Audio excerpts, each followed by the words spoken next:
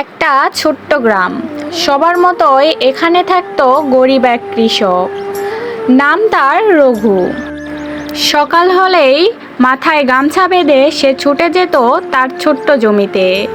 টানা কাজ করত সূর্য ডোবা পর্যন্ত।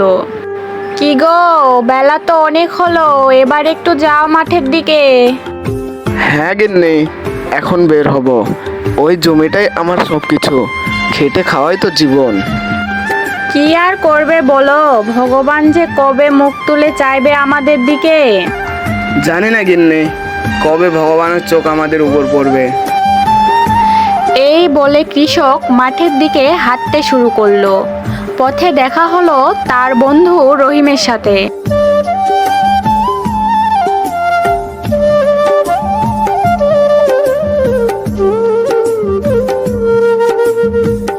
কি গো রহিম ভাইয়া, এইখানে বসে আছো যে, জমিতে যাওনি নাকি আজ?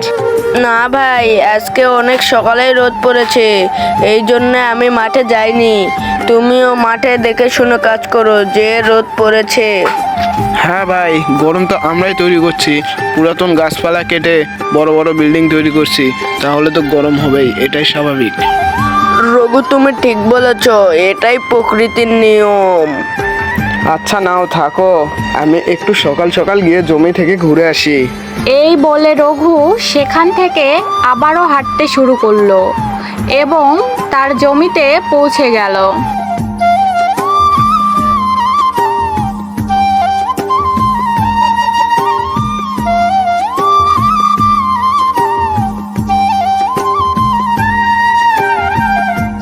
এইবার ধানের ফলন প্রচণ্ড রোদের কারণে ভালো হয়নি। হে ভগবান, কিভাবে সংসার চলবে? রঘু খেয়াল করলো তার পাশের জঙ্গলে কিছু একটা নড়ছে। আরে, এটা তো অনেক বড় সাপ, এ যে কিছু করলো না। রঘু চমকে গেলেও সাপটা ছিল শান্ত। রঘু কিছু না বলে চুপচাপ বাড়িতে চলে আসলো।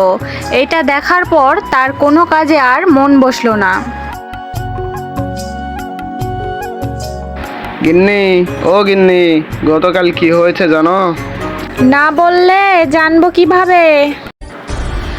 কৃষক সব খুলে বলল গতকালকের ঘটনা।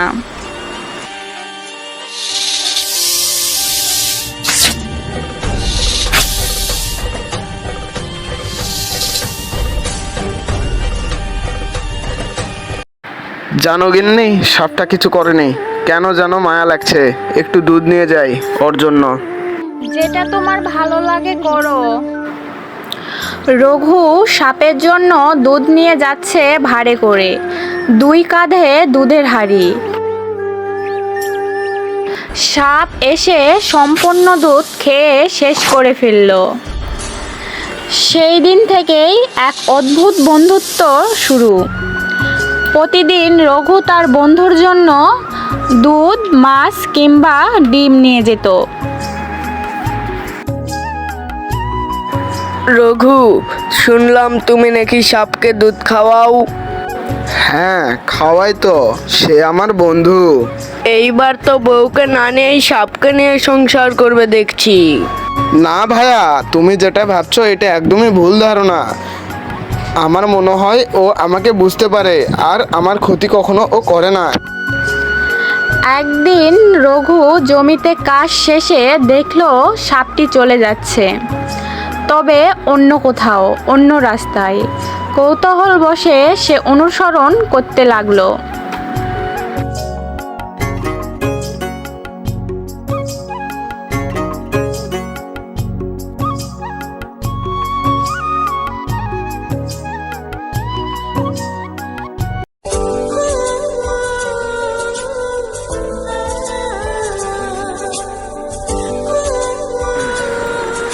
সাপ একটি গুহায় ঢোকে।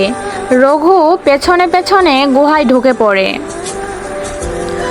রঘু অবাক হয়ে গেল, যে কিনা এতক্ষণ সাপ হয়েছিল সে নাগিনীর রূপ ধারণ করলো।